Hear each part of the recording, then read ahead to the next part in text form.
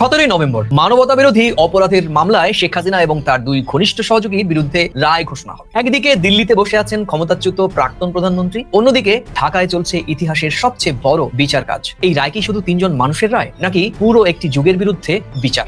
আপনারা জানেন আমি মেলা দিন থেকে বারবার করছিলাম আগামী ইলেকশনে বিএনপি জিতার চান্স কম। যখন কইছি তখন সবাই ভাবছে দাদাই মনে হয় মালকে টালবে এসব বকিচ্ছে। যাই হোক, কিছুদিন পর সন্দেহ আপনারাও করা শুরু করলেন কিনা কন, সত্যি কিনা? হ্যাঁ, মানে 5ই আগস্ট 2024 সবাই ভাবিছিল বিএনপির ভূমিধ্বস বিজয় হবে। তারপর 14 মাস গেছে, কারণ বিএনপি নিজেও মনে করে না ভূমিধ্বস বিজয় হবে, তাই না?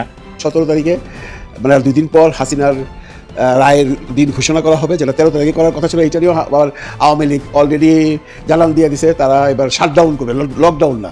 কি করবে কি না করবে এটা সরকারকে মোকাবেলা করতে হবে। বিএনপি স্টেট বলে দিছে আমরা এই হাসিনার এই যে লকডাউন বা শাটডাউন এর বিরুদ্ধাচরণ করে কোনো রকম প্রোগ্রাম দিবে না। কিন্তু জামাত ইসলাম হয়তো বা দিবে, এবং এনসিপি দিবে, এবং শিবির দিবে, সেটা অন্য প্রসঙ্গ। আমার মূল আলোচনার বিষয়বস্তু হলো এই যে এত কিছুর পর আজকে 3 দিন হয়ে গেছে, কোনো দলই কিন্তু ভাই কোনো রকম বড় প্রতিবাদ জানায় নাই, এবং এটা মোটামুটি আপনারা ধরেই নিতে পারেন যে এটা সবাই মাইনা নিছে। কোনো কারণে কি মির্জা ফখরুল ইসলাম আলমগীর পাগল হয়ে গেছে নাকি? আমি আপনাদের কাছে জানতে চাই। সে বলছে আজ জামাতের সর্বমোট 5 থেকে 6% ভোট আছে সারা বাংলাদেশে। জামাতের যদি 5 থেকে 6% ভোট থাকে, তাহলে এত জামাত করে মির্জা ফখরুল ইসলাম কেন পাগল হয়ে যাচ্ছে? আসসালামু আলাইকুম, সবাইকে জানাচ্ছি নতুন একটা ভিডিওতে স্বাগতম। দর্শক, আজকের ভিডিওটি খুবই গুরুত্বপূর্ণ। এই শুধু গুরুত্বপূর্ণই নয়, খুবই আকর্ষণীয়। দর্শক শ্রোতা, বাংলাদেশের বর্তমান রাজনৈতিক প্রেক্ষাপট নিয়ে আজকের এই ভিডিওটি খুবই চমৎকারভাবে আমি সাজিয়েছি। চমৎকার কিছু বিশ্লেষণ আজকে আপনাদের সাথে শেয়ার করব। দর্শক, আজকের ভিডিওটি যদি আপনারা পুরোপুরি দেখেন এবং প্রত্যেকটি বিশ্লেষকদের বিশ্লেষণগুলো আপনারা যদি মনোযোগ সহকারে শোনেন, তাহলেই কেবলমাত্র বুঝতে পারবেন বাংলাদেশের বর্তমান রাজনৈতিক প্রেক্ষাপটে কি ঘটছে। দর্শক, তাই সবাইকে বলবো একটু ধৈর্য সহকারে আজকের ভিডিওটি দেখতে হবে, প্রত্যেকটি বিশ্লেষকের বিশ্লেষণগুলো মনোযোগ সহকারে শুনতে হবে। তাহলে কথা কেন, চলুন একটা লাইক দিয়ে সবগুলো ভিডিওর বিস্তারিত আলোচনাগুলো শুনে আসি। আমার মন মেজাজ কলে ভালো আছে, খেনবেলা করছি আপনাদেরও দিল খুশ, মন খুশ হয়ে যাবে। আপনারা জানেন আমি মেলা দিন থেকে বারবার করছিলাম আগামী ইলেকশনে বিএনপি জিতার চান্স কম। যখন কইছি তখন সবাই ভাবছে দাদাই মনে হয় মালকে টালবে এসব বকিচ্ছে। যাই হোক, কিছুদিন পর সন্দেহ আপনারাও করা শুরু করলেন কিনা কন, সত্যি কিনা? হ্যাঁ, মানে 5ই আগস্ট 2024 সবাই ভাবিছিল বিএনপির ভূমিধ্বস বিজয় হবে। তারপর 14 মাস গেছে, কারণ বিএনপি নিজেও মনে করে না ভূমিধ্বস বিজয় হবে, তাই না? এখন বিএনপি মনে করে মেজরিটি সিট পাবে। আর 2 মাস যাক, দেখবেন বিএনপি যে হারিচ্ছে, চোখে দেখতে পারবেন বিএনপিও বুঝবে। আর আমি আজকে অঙ্ক কইসা দেখে দিব, এখন তো বিএনপি পুরাই আওলা গেছে। প্রফেসর ইউনূসের বক্তব্য শুনে আমাদের শিলং সালাউদ্দিন কয় প্রধান উপদেষ্টা জুলাই সনদ লঙ্ঘন করেছে, যেটা তিনি সাইন করেছেন সেটাই তিনি লঙ্ঘন করেছে। আবার রাতে তারেক রহমান ধন্যবাদ দেয়। তাহলে কি জুলাই সনদ লঙ্ঘন করেছে নাকি করে নাই হে বিএনপি, নাকি শিলং সালাউদ্দিন দলের কথা কয় না? এইদিকে বিএনপির আরেক বুদ্ধিজীবী বিশিষ্ট মাদকাধিকার কর্মী ডাক্তার জাহিদ কইছে প্রফেসর ইউনূস নির্বাচন বানচালের অংশ হইলেন। তার মানে বিএনপি শুধু নিজেই আওলায় নাই, তার আশেপাশের লোকদের আওলায় দিছে। ডাক্তার জাহিদকে কইেন তাইলে তারেক রহমানকে নির্বাচন বানচালের ষড়যন্ত্র করার জন্য প্রফেসর ইউনূসকে ধন্যবাদ জানাইছে। এই যে এরা হুদাই চিল্লে গেছে নির্বাচন বানচালের ষড়যন্ত্রের কথা, এটাতে হুদাই চিল্লেছে, বুঝতে পারছেন তো? আমার নাম কইছে আমি নাকি নির্বাচন বানচালের ষড়যন্ত্র করেছি। বিএনপির নেতাকর্মী সমর্থকদের দশা হয়েছে বানে ভাষা গুয়ের মতো। বানে ভাষা গু দেখছেন, ডিরেকশন ছাড়া ভেসে বেড়ায়। তারপরে কোনো বাস বা খুঁটা পেলে ওর গোড়া তেইশে জমা হয়। ইনকা আর কি, কখনো জামাইকোটার বুদ্ধিজীবীর বাসের গায়ে, কখনো বিরানি আলমের বাসের গায়ে, কখনো মাদকাধিকার কর্মীর বাসের গায়ে, আবার কখনো আসিম নজরুলের কুত্তার বাসের গায়ে। এটি ছবি সরায় না, এই কৃতজ্ঞ কুত্তার কোনো সাউন্ড আছে নাই? হ্যাঁ, আচ্ছা খোঁজ লাগায় পাইলে দিয়েন, কিন্তু ধরেন কিছুদিন পর সে ঘেউ করে ওটাই না দেন, না পাশের ছবিটাই না তারপরে দেন। এইবার আছে। আচ্ছা, বানে ভাষা গুয়ের কথা করছিলাম তো না, তো বানে ভাষা গু কখনো ওয়াকারের পথ বালকের বাসের গায়ে জড়ো হয়, এইরকম আর কি। তো আওয়ামী লীগের আগুন সন্ত্রাস দেখেছেন না, কতগুলা বাসে গাড়িতে আগুন দিচ্ছে রাতে বাসের ভিতরে ঘুমাইতেছিল এক বাস শ্রমিক, তাদের সব আগুন দিয়ে পড়েছে। কিরকম বিভৎস জিহান সাহেবের এই আগুন দেওয়ার পরিকল্পনা এই সুশান্ত নামের জাউরাদার। সে বলছে কিভাবে কোথাও পেট্রোল ঢেলা আগুন জ্বালাইতে হবে। হ্যাঁ, ওই লিখছে ভালোবাসা ঢালতে হবে আর কি, তারপরে আগুন জ্বালাইতে হবে। 300 জায়গায় করা যাবে, 300 জন করতে পারবে। প্রেসিডেন্ট সরকার তো অথর্ব, কিছু করতে পারবে না। কিন্তু যতগুলো আগুনের অ্যাটাক হয়েছে তার জন্য তাই সুশান্তরে আসামি করে মামলা করা যায় নাকি বলেন? দ্রুত বিচার করে রায় তো দেওয়া যায় নাকি সেটাও পারবে না। যারা পলায় গিয়ে এরকম অন্তর্ঘাত করতেছে তার তালিকা তো করতে পারে প্রেসিডেন্ট সরকার, করিছে করে তো প্রকাশ করতে পারে, করে নাই আমি শিওর। এইগুলো লাফালাফি 1 মাসে বন্ধ করে দেওয়া যায়। কোনোদিন খোদা তালা ক্ষমতা দিলে প্রেসিডেন্ট সরকারের সবাই দেখাই দিতাম উপদেষ্টাদেরকে কেমনি এটা করতে হয় কাজ। হাতির বাড়ি ঘর নাকি জেলে দিবে, হ্যাঁ পারলে করিস। হ্যাঁ, আমাদের কমরেডদেরকে হাত দিলে একেবারে টুঙ্গি ভাড়া উড়ে দিব একেবারে। আমি হুদাই দিতেছি না, বারবার কইতেছি, কিন্তু বারবার সতর্ক করতেছি, যখন কামটা করবো তখন যেন কেউ কইতে না পারে আগে কেন কই নাই। কয়ে দিতেছি। এই জায়গাটায় নোট নিয়ে রাখেন, দরকার হলে ক্লিপ বেনে রাখেন, আমি যে আগে কয়ে দিছিলাম। কিন্তু আমলিগ যেটুকু করেছে এই সাহস কেমনে পেল? এটা বুঝতে দিলে মির্জা ফখরুলের জাস্ট কয়েকদিন আগের একটা বক্তব্য আমরা আরেকবার শুনি, যেখানে সে কইতেছে আওয়ামী লীগাররা নাকি অসহায় অবস্থা আছে। আগে শুনেনি, আপনারা আবার শুনেন, শুনেছেন আগে আবার শুনেন। এখন আমাদের যারা এখানে নৌকা ভরতেন সারা বাংলাদেশে, তারা তো একটু অসহায় অবস্থায় আছে, যে আমাদের মূল লক্ষ্যে পড়া গেছে, আমরা এখন কি করবো? সেই জায়গায় আমি আপনাদেরকে এটুকু আশ্বাস দিতে পারি যে আপনাকে হতাশ হবেন না, ধানের শীষ আপনাদের পাশে আছে, আমরা আপনাদের পাশে আছি। আমরা বেঁচে থাকতে আপনাদের গায়ে কেউ ফুলের টোকাও দিতে পারবে না, এই কথাটা আমরা পরিষ্কার করে বলছি আজকে। এবার বলেন আওয়ামী লীগ কি অসহায় অবস্থায় আছে? সে তো শুধু এটা বলে নাই, সে বলছে মামলা তুলে নিবে। শুনেন, আওয়ামী লীগ যেভাবে মামলা করছে আমরা সেই মামলা করতে চাই না। যদি মামলা হয়ে থাকেও আমি আপনাকে কথা দিচ্ছি, সমস্ত মামলা তুলে নেওয়া হবে। যত মামলা আছে আওয়ামী লীগের বিরুদ্ধে আমরা সমস্ত মামলাগুলো তুলে নেব। সে নন্না মুন্না ফ্যাসিস্ট ডিক্টেটরের পা ধরে সালাম করতে চায়, আবার সে না গণতন্ত্রও চায়। হ্যাঁ, ওরে মা।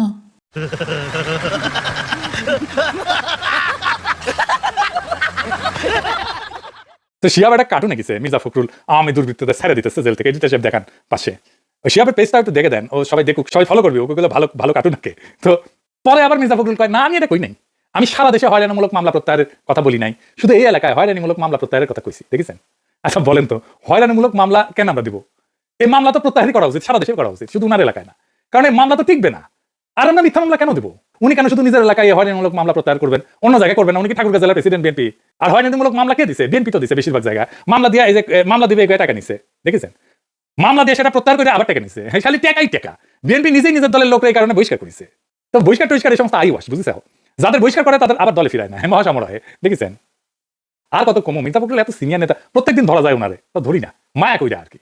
এত সিনিয়র নেতা, তাও রাজনীতির একটা বক্তব্য কিভাবে দিতে হয়, গুছায় বলতে হয় সেটাই বলতে পারে না, গুছায় কথা বলতে পারে না। রাষ্ট্র ক্ষমতার যাবি, কি শখ! কুজা রাষ্ট্রী ফ্রেশ হওয়ার শখ হয়, মির্জা ফখরুলের শখ হয়েছে সে রাষ্ট্র ক্ষমতার যাবি, মন্ত্রী টন্ত্রী হবি আর কি, বুঝেছেন? দেখেন কইছে জনগণ সনদ গণভোট বুঝে না, দেখেন দেখেন ঠিক আছে। তো যদি নাই হয় তাহলে গণভোটের নির্বাচন একই দিনে চায়, জনগণ তো গণভোট বুঝেই না, তাই না? আগে তো বুঝাবি জনগণকে। জনগণ যদি নাই বুঝে গণভোট সনদ, তাহলে গণভোট চাইবি কেন বিএনপি? কন্ত কথা কোনো মানে আছে? কথা কয় কোনো মানে নাই। তারপরে দমে দমে নিচে কথা কয়। আগে কলকাতার মিডিয়াতে এই সময় একটা সাক্ষাৎকার দিছিল, কইছিল মুক্তিযুদ্ধে অর্জিত সংবিধান রক্ষায় আজও আমরা স্বাধীনতা বিরোধীদের সঙ্গে লড়াই করছি, বামের আমাদের সঙ্গে আছে, বুঝেছ? আবার দেখেন কইছে তবে বিএনপির পক্ষে আমি আশ্বাস দিচ্ছি, জামাতকে আর সুবিধা নিতে দেব না, আমরা চাই ভারত সবার সঙ্গে যোগাযোগ রাখুক, বুঝেছ? আমরা কলকাতা যাবো, কলেজ স্ট্রিট থেকে কত বই কিনেছি, আবার সেই সুযোগ পাবো, সিনেমা থিয়েটার দেখবো, মানুষে অবাধে যোগাযোগ হবে, ভিসা প্রক্রিয়া সাবলীল হবে, ভারতীয়রা বাংলাদেশের স্বাগত, ভুল বোঝাবুঝির অপসারণ ঘটুক। আরে আরে কি স্বপ্ন দেখে মন খালি শুধু। তো পরে বিএনপি কয় এই সাক্ষাৎকার ভুলভাবে উপস্থাপন হয়েছে, ঠাপ খেয়া। তারপরে আরো বেশি ঠাপ খেয়েছে, তখন মির্জা ফখরুল নিজে কয় এটা আমি দিই না সাক্ষাৎকার, এটা এআই দিয়ে তৈরি করা হয়েছে। তারপরে অনামিত্র মজুমদার যে সাক্ষাৎকার নিয়েছে তার ছবি সহ নিউজ ছাপে দিচ্ছে, দেখেছে? হ্যাঁ, কেমন মিশা কথা কয়, কেমন মিশা কথা কয়। মানে একটা মানুষের মিশা কথা পরে একটা লেভেল আছে। তো বুড়া বয়সে মানুষ মিশা কথা কম কয়, যত বয়সে বাড়িচ্ছে এ বেটা মিশা কথা তত বেশি করছে।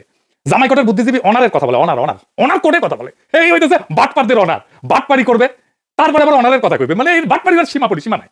ইন্ডিয়ার গোয়াতে ধরা পড়লে বলবে কই না তো, আমি তো বলিনি। এই বাটপারি সীমাহীন, এটা ব্যক্তিগত স্খলন হইলে বুঝতাম, এটা জাতির সাথে প্রতারণা, মিশা কথা কওয়া। আর কি কব, এদের কোনো শিক্ষা হবে না, কোয়াব কোনো শিক্ষা হবে না, এবার ক্ষমতা যেতে চায়, এটা হইতেছে বড় কথা। বাংলাদেশের রাষ্ট্র ক্ষমতা যেতে চায়, মানে মনে করিস যেহেতু হাসিনা গেছে আমরা কেন না, হাসিনাও তিনকে করে গেছে, কথা কয়ে মিশাতে কথা কয়ে এখনো কয়। শুধু কি তাই, দেখেন নাটোর চেয়ার আসনে বিএনপি মনোনয়ন দিছে আব্দুল আজিজ, সে কি করতেছে? সে নিরাপদে রাখবে আওয়ামী লীগের। শুনেন, আওয়ামী লীগের ভাইরা বিনয় সই করে দয়া করে মায়া করে আপনাদের নিরাপদে রেখেছি। আমরা যদি ক্ষমতায় যেতে পারি, আমি বিএনপি নির্বাচিত হতে পারি, আমার বিএনপি নেতা কর্মীরা যেভাবে নিরাপত্তার চাদরে থাকবে, আওয়ামী লীগের প্রত্যেকটা নেতা কর্মী সমর্থককে আমরা নিরাপত্তার চাদরে রেখে রাখতে চাই। আপনারা আমাদের অসম্মান করবেন, আপনারা আমাদের সম্মান দিবেন, আপনাদের নিরাপত্তার দায়িত্ব আমার কাঁধে আমি তুলে নিব, আপনাদের কাছে ওয়াদা দিয়ে নিব। দেখেছেন, শুনেছেন? হ্যাঁ, আবার দেখেন আওয়ামী লীগের কইতেছে আমাদের সহযোগিতা করেন, আমরা আপনাদের হেফাজত করবো। বিএনপি আগামীতে সরকার গঠন করবে, আমি চাই সেই অর্থ এলাকার জাতীয় সংসদে যেন আমাদের বিএনপি প্রার্থী সংসদে যেতে পারে। আওয়ামী লীগ ভাইদের উদ্দেশ্যে বলতে চাই, আপনারা আমাদেরকে সহযোগিতা করেন, আমরা আপনাদের হেফাজত করবো, যাতে আপনাদের কোনো অফিসার অত্যাচার না হয়। ভাই আমার রংপুর চেয়ার আসনের এমদাদুল হক ভরসা, দেখেছেন? ভরসা দিতেছে। হ্যাঁ, আবার দেখেন শরীয়তপুরের এমপি ক্যান্ডিডেটের মিটিং এ যুবদল নেতা মোস্তাক মাসুম বালা ও কইতেছে আওয়ামী লীগারদের যে জামাত যেন ভোটে না জিতে, তারা জিতলে গেলে হাসিনা ফাঁসির দিবে, তারপর ক্ষমতা যাবে। বেয়াকুব বুঝেও নাই। আগে শুনেন, যারা আওয়ামী লীগ করেন আপনাদের উদ্দেশ্যে আমার এক মিনিট কথা। আওয়ামী লীগ বিগত সরকারের সময় সবচাইতে বেশি ক্ষতি করেছে জামাত ইসলামের। তাদের যেই সমস্ত নেতাদেরকে ফাঁসি দিয়েছে, এটা জামাত ইসলামের পূরণ করার মতো না। জামাত ক্ষমতায় যায়, শেখ হাসিনার ফাঁসিতে ঝুলে তারা শপথ গ্রহণ করে। বেয়াকুব বুঝাও নাই ওই মিটিং এ সবাই এই কথায় জামাতকেই ভোট দিবে, কারণ তারা চায় হাসিনা ফাঁসি হোক। বগুড়ার এমপি প্রার্থী কাজী রফিকুল ইসলাম কইছিল ধানের শীষ মানে নৌকার বিষয়, সেটা আবার বিএনপির মিডিয়া সেল থেকে কয়া হয়েছে এটা মিছা, এডিটেড। আসল ভিডিও দেখুন, সত্য জানুন। আগে ভিডিওটা শুনেন। ধানের শীষ মানে নৌকার বিজয়, ধানের শীষ মানে বিএনপির বিজয়, ধানের শীষ মানে খালেদা জিয়ার বিজয়, ধানের শীষ মানে তারেক রহমানের বিজয়, ধানের শীষ মানে সোনাতলার বিজয়, ধানের শীষ মানে সোনাতলার বিজয়, ধানের শীষ মানে বাংলার বিজয়, ধানের শীষ মানে বাংলাদেশের বিজয়। শুনিছেন? আসল ভিডিও বিএনপির মিডিয়া সেল দেন, আমরা দেখি দেয় নাই কলে উঠি। হ্যাঁ, এটা ওর নিজেরই ভেরিফাইড পেজে ছিল। আর এক অ্যাঙ্গেল থেকে দেখেন, দেখেছেন মানে কেমন মিছা কথা কয় বিএনপির মিডিয়া সেল। হ্যাঁ, মানে এদের মিছা কথা চলতে ফিরতে না, ক্ষমতা যাওয়ার আগে মিছা কথা কয়। আগে ক্ষমতা যায় মিছা কথা কইতো, এরা ক্ষমতা যাওয়ার আগে মিছা কথা কয়। আবার দেখেন আওয়ামী লীগ নেতাদের ছাড়া আনতে যায়, বুঝবোধন নেতা কয় পুলিশকে শতপ্রণোদিত হয়ে রেজেকের মালিকের কর্তৃত্ব গ্রহণ করছে, কইছে যে রেজেক চলে গেছে না, কতদিন এই কর্তৃত্ব জোরপূর্বক বহন করতে পারবে আপাতত তার কোনো নিশ্চয়তা অবশ্য নাই। আবার দেখেন প্রকাশ্যে সরাসরি আওয়ামী লীগের পাশে থাকার ঘোষণা দিছে বিএনপির কেন্দ্রীয় নেতা এবং চাঁদপুর ৫ আসনের প্রার্থী মমিনুল হক। বাংলাদেশ আওয়ামী লীগ অনেক জনপ্রিয় রাজনৈতিক দল, তাদের ৫-১০টা খারাপ কর্মীর জন্য আজকে হাজিপুর শহরাস্তিতে ২.৫ লক্ষ বাংলাদেশ আওয়ামী লীগের নেতা কর্মী তারা আজকে নিরাপত্তাহীনতা ভুগতেছে। সেই সমস্ত ভাইদেরকে আমরা অনুরোধ করবো, যারা কোনো অন্যায় এবং অত্যাচারের সাথে জড়িত না, আমরা পরিচ্ছন্নভাবে আপনাদের পাশে আছি। দেখেছেন মামলা প্রত্যাহারের আবার অঙ্গীকার করেছে। তো বিএনপি তো আকাশে তো দিচ্ছিল, আকাশে তো দিচ্ছিল, এখন মাটিতে নেমে আসছে আস্তে আস্তে আস্তে আস্তে। এইবার আসেন ইলেকশনের হিসাবটা মিলে দিই কে জিতবি। তো জামাই গোটার বুদ্ধিজীবী কইতেছে যে বিএনপি যদি জামাত এনসিপির সিট ছেড়ে দিত তাহলে গণতান্ত্রিক উত্তরণ কইছে ডেমোক্রেটিক ট্রানজিশন চালায়া হয়ে যেত আর কি আর কমু। হ্যাঁ, বাঙ্গু এলিটেরা সবকিছুকে নিজের জমিদারি বলে মনে করে, মানে জমিদারির দুঃস্বপ্ন, জমিদারির প্যারাডাইম মাথার থেকে যায় না, সবকিছুই জমিদারি। বিএনপির ভোট আছে নাকি? হ্যাঁ, বিএনপির ভোট শূন্য। বিএনপি জিততো, ভোট পাইতো, কিন্তু এই ভোটটা হইতেছে anti Awami League, anti India vote. এই ভোটে জিততো। আওয়ামী লীগের সাথে লড়াই আমরা বিএনপির নেতা মানিছিলাম, কিন্তু আমরা তো বিএনপি করি না, এখন বিএনপির সাথে নাইও। আগে বিএনপির বিপদে বুক আগাই দিছি, ডিফেন্ড করছি, তার লড়াইকে নিজের লড়াই মনে করছি, যদিও লড়াই কতটুকু করছে সেটার কথা নাই কই। আমারে তারেক রহমান কইছিল আপনার রাজনীতি আপনি করেন। হ্যাঁ, করতেছি তো। হ্যাঁ, তো আমার রাজনীতি দেখতেছেন তো, আপনাদের রাজনীতি পিছু উঠতেছে, কই যায় এটাও দেখবেন। যখন বিএনপির নেতা মানছিলাম নেতৃত্ব দিতে ব্যর্থ হয়েছে বিএনপি, 1971 শেখ মুজিবের মতো। এখন বিএনপি আওয়ামী লীগ আর ইন্ডিয়ার কলেজ হইয়া বসছে, তো বিএনপি রে তার আগের ভোটাররা ভোট দিবে না তো। ডাকসু নির্বাচনের মতো জগন্নাথ হলেই জিতবেন। হ্যাঁ, তাও ফর দ্য টাইম বিং, অল্প সময়ের জন্য। পার আওয়ামী লীগ আর হিন্দুদের ভোট এখন পাইবেন, আর আবার আওয়ামী লীগ ফিরে আসলে আর পাইবেন না ওই ভোট, তখন শূন্য লবডাঙ্কা। ওই গয়েশ্বর রায় নিজের ভোটটা দানিশ দেয় কিনা আমার সন্দেহ আছে। বেশি কয়া ফেললাম, গয়েশ্বর রায়ের ভোট দেয়। হ্যাঁ, দেখেন, কইলাম তো, দেখেন। যাই হোক, এটা গল্প শুনে আমার মেডিকেল কলেজে মজা পাবেন, এটার সাথে যোগসূত্র আছে। আমরা যখন ছাত্র তখন আমাদের একবার সিনিয়র অসীম কুমার ঘোষ, আপনারা চিনবেন, রাজশাহীর লোকজন চিনবেন, ক্যান্সার স্পেশালিস্ট, বিএনপি করতো, মার্কেটারি অ্যাক্টিভিস্ট, বিএনপি ভোট করতেছে, মারপিট করতেছে বিএনপি হইয়া। হ্যাঁ, তো আওয়ামী লীগ শুনলাম সে আওয়ামী লীগ হয়ে গেছে, আওয়ামী লীগ করে। হ্যাঁ, হিন্দু কোঠাত। হ্যাঁ, বুঝছাও, আওয়ামী লীগের মার্কেটারি মেম্বার হয়েছে। তো ওই যখন দুঃসময় তখন হিন্দু সম্প্রদায় বিএনপি পিছিয়ে যায়, বিএনপি হয়ে যায়। আর তারপরে ধরেন সিপিবির মতো আর কি, সিপিবি জিয়ার আমলে তো জিয়ার রহমানের সাথে খাল কাটতো, জানেন তো, খাল কাটলে সিপিবিও যাইতো, জিয়া যাইতো, বিএনপি যাইতো আর সিপিবি যাইতো। তারপরে গেছে, যায় নাই। যখন আওয়ামী লীগ ফিরে আসছে তখন গেছে, যায় নাই। কয়েকদিন আগে একটা মজার ঘটনা ঘটেছে। হ্যাঁ, গত এপিসোড করেছি না, ওই ডাক্তার জাহিদকে নিয়ে কইছি না, মাদকাধিকার কর্মী, তো বিএনপির জাহিদ ভাই মানে চেয়ারপারসনের উপদেষ্টা, আমাদের বড় ভাই আমার ফোন দিয়া কয় নাকি তুমি নাকি জাহিদের কথা কইছো, পাবলিকে তো আমারে মনে করতেছে। আমি বললাম জাহিদ ভাই আপনার কথা কেন মনে করবে, আমি তো শুধু নাম বলি নাই, ছবিও দেখাইছি, তার নিউজও দেখাইছি, আর তারা তো চেনে ডাক্তার জাহিদকে, আর এই থাম্বনেলে তার ছবি দিছি, আপনারা কেন মনে করবে? তো জাহিদ ভাই কইতেছে পাবলিক। আমি কই কে কোন পাবলিক কইলো রে ভাই? তো জাহিদ ভাই কয় যে এবার কে ডাক্তার মিনাল সরকার কইছে, কইছে পিনাকি কেন আপনার পিছে লাগলো। আমার মেজাজ গেছে বিলা হইয়া। আমি কইলাম জাহিদ ভাই আপনার পাবলিক পাইলেন নাই, কথা কইতেছেন। এক নাম্বার ইন্ডিয়ান অ্যাসেট, বিয়েও করেছে ইন্ডিয়া, আওয়ামী লীগের আমলে সব আওয়ামী দুর্বৃত্তদের সাথে কানেকশন করাইতো ইন্ডিয়ান এমবাসি, আর মানুষ পেলেন না, এর মানে পার ইন্ডিয়ান মাল বিএনপি শীর্ষ নেতার কাছে আমার নামে কানবাড়ি করতেছে। আসসালামু আলাইকুম। নির্বাচন, গণভোট, জুলাই সংস্কার, বিচার, এগুলো নিয়ে যে মানে টালমাটাল অবস্থা ছিল আমার বিভিন্ন এই রাজনৈতিক দলগুলোর মধ্যে, এটা এখন স্থিমিত হয়েছে। বিচার আপনারা জানেন 17 তারিখে, মানে 2 দিন পর হাসিনার রায়ের দিন ঘোষণা করা হবে, যেটা 13 তারিখে করার কথা ছিল। এটা নিয়েও আবার আওয়ামী লীগ অলরেডি জানান দিয়ে দিছে, তারা এবার শাটডাউন করবে, লকডাউন না। কি করবে কি না করবে এটা সরকারকে মোকাবেলা করতে হবে। বিএনপি স্টেট বলে দিছে আমরা এই হাসিনার এই যে লকডাউন বা শাটডাউন এর বিরুদ্ধাচরণ করে কোনো রকম প্রোগ্রাম দিবে না, কিন্তু জামাত ইসলাম হয়তো বা দিবে এবং এনসিপি দিবে এবং শিবির দিবে, সেটা অন্য প্রসঙ্গ। আমার মূল আলোচনার বিষয়বস্তু হলো এই যে এত কিছুর পর আজকে 3 দিন হয়ে গেছে, কোনো দলই কিন্তু ভাই কোনো রকম বড় প্রতিবাদ জানায় নাই এবং এটা মোটামুটি আপনারা ধরেই নিতে পারেন যে এটা সবাই মাইনা নিছে। বিএনপি তো মানছেই, জামাতও মাইনা নিছে, এনসিপিও মাইনা নিছে। এটা তাদের যে মানে বডি ল্যাঙ্গুয়েজ, তাদের যে কথাবার্তা তাতেই প্রমাণিত হয়। এখন এটা নিয়ে অনেকেই তর্ক বিতর্ক করতেছেন যে কারা জিতলো, কে জিতলো, বিএনপি জিতলো না জামাত জিতলো না এনসিপি জিতলো। এইখানে আসলে সেইভাবে ভাববার কোনো কারণ নেই, কারণ ইউনূস সাহেব অলরেডি সবার পাতেই একটু একটু করে মিষ্টি দিয়ে গেছেন, কেউ যেন বেজার না হন। এটা তো আমি গত 3 দিন যাবতই বলতেছি, ইউনূস সাহেব একটা বিরাট খেল খেলছেন এবং বিরোধী দল বা যে দলগুলো আছে বর্তমানে রাজনীতির মাঠে, এরা এখন সবাই নির্বাচনমুখী হয়ে গেছে। কিন্তু আমার একটা প্রশ্ন হলো যে আমার কাছে অনেক জামাত ইসলামের ভক্তরা, যারা জামাত ইসলাম করেন, আমি যেমনটি জামাত ইসলামকে সাপোর্ট করি, আমার যে ভিউয়ার্স আছে তাদের মধ্যে ম্যাক্সিমাম জামাতের সাপোর্টার। জামাত, চরমনাইয়ের পীর সাহেব, খেলাফত বিজনেস, মানে ইসলামী মাইন্ডেড বেশ কিছু দর্শক আমার আছেন, তারা আমাকে বিভিন্নভাবে প্রশ্ন করছেন এই যে এই কন্টেন্টের বাইরেও, যেমনটি আমার হোয়াটসঅ্যাপে এসে বলতেছে, ভাই এটা জামাত কেন করলো, জামাত কেন মানলো, জামাত কেন এটা মাইনা নিল যে গণভোট আর জাতীয় নির্বাচন একই দিনই হবে। এটা নিয়ে তাদের খুব ক্ষোভ, এবং অনেকেই ডাইরেক্ট দেখবেন আমাদের এই সমস্ত কন্টেন্টের নিচে যে কমেন্ট লিখতেছে, জামাত ভুল করছে, আমরা জামাতের সাথে নাই, আমরা জামাতকে অনেক কিছু আশা করছিলাম, জামাত সব আশায় বালি দিয়ে দিছে। আমি তাদের উদ্দেশ্যে 2টা কথা বলবো ভাই। আপনারা যারা জামাত ইসলামকে পছন্দ করেন, যারা ইসলামিক মাইন্ডেড মানুষ, যারা বাংলাদেশে একটা নতুন সরকার চান, নতুন একটা সিস্টেম চান, তাদের জ্ঞাতার্থে বলতেছে আপনারা হয়তো জামাত ইসলামের দিকে রাগ করেন না বা কোনো গুসা করে বসে থাকেন না। এখানে জামাত ইসলামের কোনো হাত ছিল না, এই টোটালটা করছে সরকার। দেখেন একটু বুঝাইয়া বলি আপনাদেরকে, এই যে এত বড় একটা ইলেকশন বা একটা গণভোট, এটা কিন্তু একটা ইলেকশন, এটা কিন্তু একটা ইলেকশন যোগ্য একটা গণভোট। মানে বাংলাদেশের সমস্ত অঞ্চল মিলে হাজার হাজার বুথ থাকবে, প্রত্যেকটা জায়গায় রিটার্নিং অফিসার থাকবে, পুলিশ অফিসার থাকবে, ব্যালট পেপার ছাপাইতে হবে, ব্যালট পেপার নিয়ে যেতে হবে, আইন শৃঙ্খলা রক্ষাকারী বাহিনীকে মোতায়েন করতে হবে, পুলিশ সেনাবাহিনী সব। হয়তো বা এখানে একটা কথা বলতে পারেন, এখানে তো বিভিন্ন দলের কোনো ব্যাপার না, এর এত পুলিশ সেনাবাহিনীর দরকার নাই, তারপরেও দরকার আছে, কারণ আপনারা জানেন তৃতীয় একটা শক্তি আছে বাংলাদেশে। এই সমস্ত সরকারি বিরাট কর্মযজ্ঞের সময় ওইটা বাধা দিতে চাইবে, এর জন্য পুলিশ থাকতেই হবে। এই পুলিশ কিন্তু রাজনৈতিক লোকাল দলকে আপনাকে নিবৃত্ত করার জন্য নয়, এই পুলিশগুলো বা আর্মিগুলোকে মোতায়েন করা হবে যে কোনো সন্ত্রাসী কর্মকাণ্ড যেন ইলেকশন বুথের সামনে না হয়। কারণ এরকম একটা কিছু হয়ে গেলেই জাতীয় নির্বাচন শেষ, এরকম একটু হয়ে গেলেই পুরো বিশ্বের কাছে ইউনূস সাহেবের নাক কাটা যাবে। তো এই যে কর্মযজ্ঞ, এটা অনেক বড় কর্মযজ্ঞ। তারপরে আছে টাকা পয়সার ব্যাপার, প্রচুর টাকা ইনভেস্টমেন্ট, কয়েক হাজার কোটি টাকা খরচ হয়, আপনারা হয়তো শুনছেন। তো সরকারের তো এই টাকাটা হয়তো খরচ করা হচ্ছে, কারণ তার কয়েকদিন পরে আবার জাতীয় নির্বাচন, সেইখানেও সেম পরিমাণ না, তার চেয়ে বেশি টাকার দরকার। আমাদের তো এখন সত্যি কথা বলতে কি, দেশ থেকে টাকা পয়সা পাচার হচ্ছে না, লুটপাট হচ্ছে না, কিন্তু এই আমাদের এই প্রবাসীদের আয় মানে রেমিটেন্স আর গার্মেন্টস দিয়ে কিন্তু দেশ চলতেছে। বাইরের একটা খুব একটা ইনভেস্টমেন্ট কিন্তু এখন নাই, যেভাবেই বলুক সরকারের পক্ষ থেকে বলা হয় এটা হচ্ছে ওইটা হচ্ছে।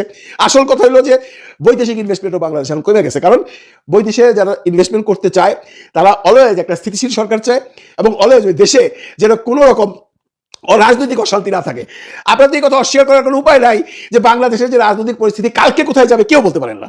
এমত অবস্থায় কোনো বিদেশি ইনভেস্টর ইনভেস্ট করবে না, কাজে ওই দিক দিয়ে আমরা ফাইন্যান্সিয়ালি একটু পিছিয়ে আসি। এমত অবস্থায় সরকার এটা রাজি হয় নাই, সরকার অনেক হিসাব কিতাব করেই ইলেকশনের দিন এই গণভোটটা রাখছে।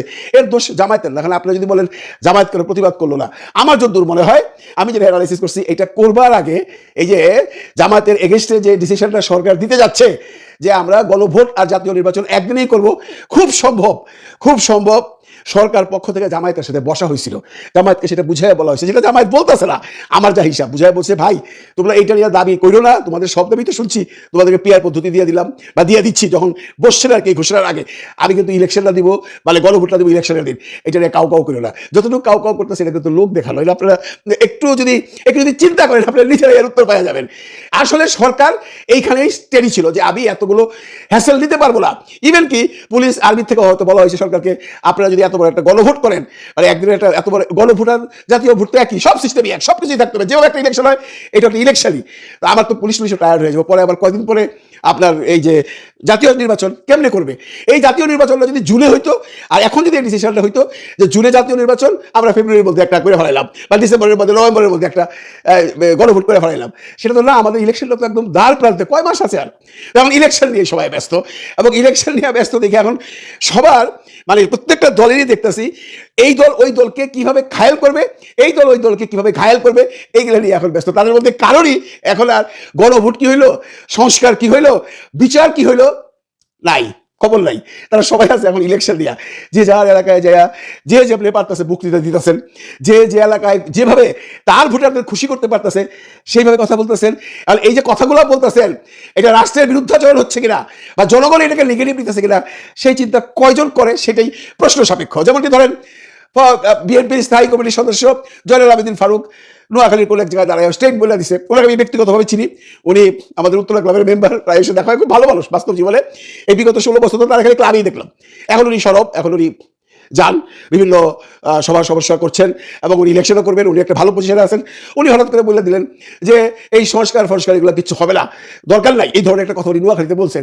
আমি অত্যন্ত বিনয়ের সাথে তাদেরকে বলছি, আপনারা সংস্কার নিয়ে কোনো কথা বলেন না ভাই, সংস্কারটা হইতে হবে, সংস্কারটা বাংলাদেশে হইতে হবে। এই সংস্কারটার জন্য, এই জুলাই 16টার জন্যই আমরা কিন্তু এই আন্দোলনটা করছি বা করাইছি বা বাংলাদেশের মানুষ করছে। আপনারা যদি এখন মুখ পুচ্ছে না করে দেন যে না কিসের সংস্কার, কিচ্ছু হবে না, যদিও অনেকেই সন্দেহ করতেছে। আমিও গতকালকে একটা কন্টেন্টে বলছি বিএনপি হয়তো বা যদি ক্ষমতা পায়, 151 সিট পায়, সংখ্যাগরিষ্ঠ হয়, হয়তো বা এই সংস্কারটা বা এই জুলাই 16টা ছুঁড়ে ফেলাই দিবে। আমি আজকে আপনাদেরকে বলে রাখি, এটা ছুঁড়ে ফেলাইতে পারবে না, যদি বিএনপি এটা করবে না। কারণ বিএনপি এটা জানে যে আমি যদি এটা ছুঁড়ে ফেলাই তাহলে আমার বিরুদ্ধে প্রথম দিন থেকে একটা বড় আন্দোলন সৃষ্টি হবে, যে আন্দোলনের পিছনে থাকবে বাংলার 18 কোটি মানুষ। এগুলো বলে লাভ নেই, সংস্কার আপনাদের করতে হবে, সেটা কম আর বেশি করেন, আপনাদের সেই যে সংস্কারের 31 দফা আছে সেটা দিয়ে করেন। পাবলিককে বুঝাইতে হবে যে আমরা আগে যে স্টাইলে সরকার চালাইছি এখন আমরা ওইখান থেকে সরে আসছি। এটা একটা রিকোয়েস্ট হলো আমাদের আপনাদের কাছে, যে আপনারা যখন এই রাজনৈতিক কথাবার্তা বলেন এখানে এমন কিছু বলেন না যাতে করে আপনাদের প্রতি সাধারণ মানুষের রেসপেক্ট নষ্ট হয়ে যায়, এতে করে আপনাদের ভোট কমবে। যেমন ফখরুল ইসলাম সাহেব আলমগীর আজকে বলতেছেন রংপুরে না কোথায় এক জায়গায় যে জামাতকে বলতেছে বেশি লাফালাফি করেন না, এত লাফালাফি করেন না। এটা কি কোনো রাজনীতির ভাষা হয় লাফালাফি? জামাত কি লাফালাফি করছে? জামাত কি ব্রেক লাঞ্চ দিতেছে? জামাত কি কোথাও লুঙ্গি লাঞ্চ দিতেছে? জামাত কি করতেছে? জামাত, হ্যাঁ জামাতও কিছু কথা বলছে বিএনপি সম্পর্কে, সেগুলোর মধ্যে আপনার শুনে দেখেন সৌজন্যতা ছিল। যদি এনসিপির নাসিরউদ্দিন পাটোয়ারি অসৌজন্যমূলক কথাবার্তা বলে, ওর বয়সটা ইয়াং হতো, ওর কথা তো অনেকেই ধরেও না। যেমন বাংলাদেশে অনেকেই আছে যাদের কথা কেউ ধরে না, যেমন মাহফুজ আলম, ওই যে উপদেষ্টা, উনি যে কখন কোন স্ট্যাটাস দেয়, কখন এটা বুঝে ফেলায়, কেউ ওর কথা ধরে না, নাসিরউদ্দিন পাটোয়ারির কথাও ধরে না। কিন্তু ফখরুল ইসলাম আলমগীর সাহেবের কথা ধরতে হবে। ফখরুল ইসলাম আলমগীর সাহেব একটা পজিশনে আছে, তাই না? সে বাংলাদেশের বৃহৎ দলের মহাসচিব। উনি যখন এই ধরনের শব্দ চয়ন করেন তখন সাধারণ মানুষ ভালোভাবে নেন। আপনারা রাজনৈতিক বক্তব্য দিন না, 100 বার দিবেন। আপনারা তাকে ঘায়াল করতে চাইবেন, জামাত আপনাদেরকে ঘায়াল করতে চাইবে, এনসিপি আপনাদেরকে ঘায়াল করবে, আপনারা এনসিপিকে ঘায়াল করবেন। তার মানে কি এই ভাষা কখনো প্রয়োগ মানে ভালো কিনা আপনি বিবেচনা করেন যে এনসিপি মিথ্যা ভাষায় দেবো বঙ্গোপসাগরে, this is not political language. বা এই ফজলুর রহমান সাহেব বা ফজল পাগলা যে বলতো যে সব রাজাকারের বাচ্চা, এ যারা দাড়ি টুপি পরে এরা সব মিসকিন, এইভাবে যদি কথা বলেন না তাহলে ভোট আপনাদের বাড়বে না, ভোট আপনাদের কমবে। সুতরাং সবাইকে অনুরোধ করে বলতেছি, রাজনৈতিক বক্তব্য দেন কিন্তু তার মধ্যে শালীনতা রাখেন, তার মধ্যে মাধুর্যতা রাখেন, তার মধ্যে এমন কোনো কথা বলেন না যেগুলো পাবলিক রিয়েক্ট করে, পাবলিক আপনাদেরকে নেগেটিভ ভাবে ধরে নেয়। দর্শক শ্রোতা, আশা করি সবগুলো ভিডিও দেখেছেন এবং সকল বিশ্লেষকদের বিশ্লেষণগুলো মনোযোগ সহকারে শুনেছেন। শোনার পরে কি জানলেন, বুঝলেন? আপনাদের মূল্যবান মতামতটা ভিডিওর কমেন্ট বক্সে জানিয়ে দিন। আর হ্যাঁ দর্শক শ্রোতা, নাসির বার্তা এই ইউটিউব চ্যানেলে যদি আপনারা নতুন হন, প্রতিনিয়ত এই ধরনের গরম গরম খবর পেতে আমাদের চ্যানেলটি সাবস্ক্রাইব করুন। আপনারা সকলে জানেন আমাদের নতুন যাত্রা শুরু করেছি নাসির বার্তা ইউটিউব চ্যানেল। অবশ্যই আপনাদের ভালোবাসা পেলে এই চ্যানেল একদিন বিশাল বড় হয়ে যাবে। তো প্রতিদিন আপডেট খবর আপনাদেরকে দেওয়ার চেষ্টা করব, কিন্তু আপনাদেরকে সাবস্ক্রাইব করে আমাদের সাথে থাকতে হবে। অবশ্যই সাবস্ক্রাইব করে দিবেন।